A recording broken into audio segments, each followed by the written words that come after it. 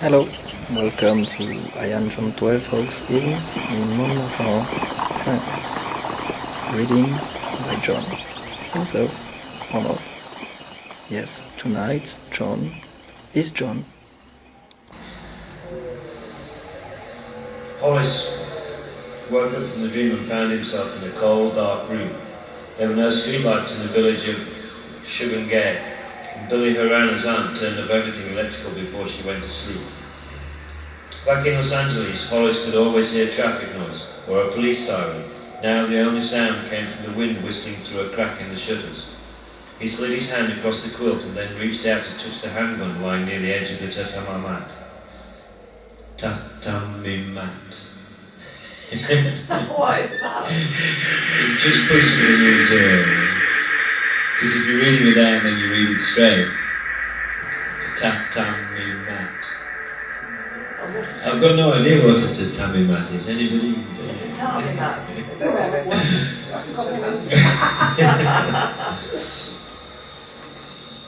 The weapon reminded him that he was also a fugitive.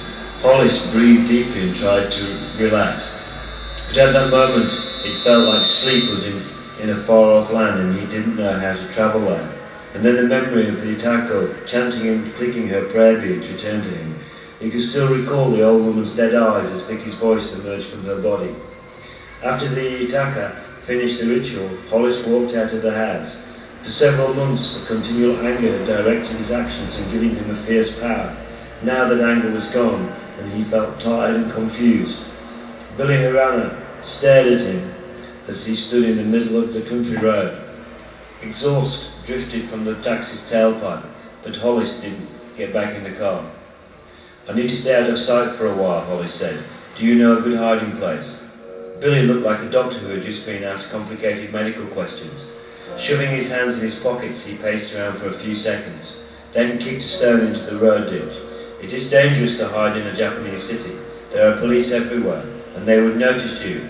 In a village, people would also have questions, but maybe I could take you to Shadi Island." "Where's that?" "It's off the west coast of Japan. My aunt lives there in a village called Shukengei. There are thousands of tourists on the island every summer, but right now it's just the fishermen." "So what is she going to say when I show up?" "They have television sets in Shukengei, but they only get one channel. It's a village of old people. They watch the game shows, but they don't care about the news. I'm still going to stick out in that location." "Of course you will," Billy grinned. "You'll be a new source of entertainment. Watching foreigners make mistakes is a traditional Japanese pastime. But on the islands, people live their own lives. They do not like to talk to the police."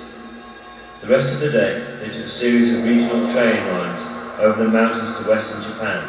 The fields were covered with long sheets of white plastic as if the soil had been gradually introduced to sunshine. All the train conductors stared at the black foreigner, but Billy told them that Hollis was an American choreographer who had come to Japan to study traditional dancing. During the ferry ride over to Shandai Island, the boat passed through patches of snow and rain. At one point, the sun broke through the thick cloud, and light streamed down on the grey-green ocean like a shaft of divine energy. Hollis doubted if anyone saw it. The other passengers on the boat lay on the floor of a carpeted television room, dozing and staring at music videos. He wondered if that was the true secret of history. Great changes occurred in the world, but most people sent their lives off for sleep.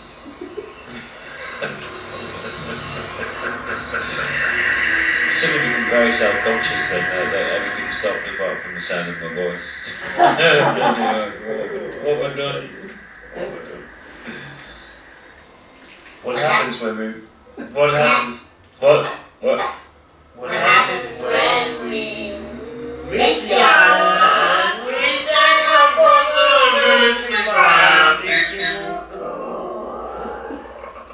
What if she doesn't like me?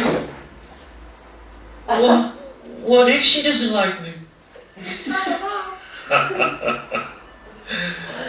Are you my friend, Hollis? That is all I need to say. We are guests for the first few days, and then we have to work. They arrived in Shugenki in the evening. The village was a settlement of about 50 homes squeezed into a coastal canyon.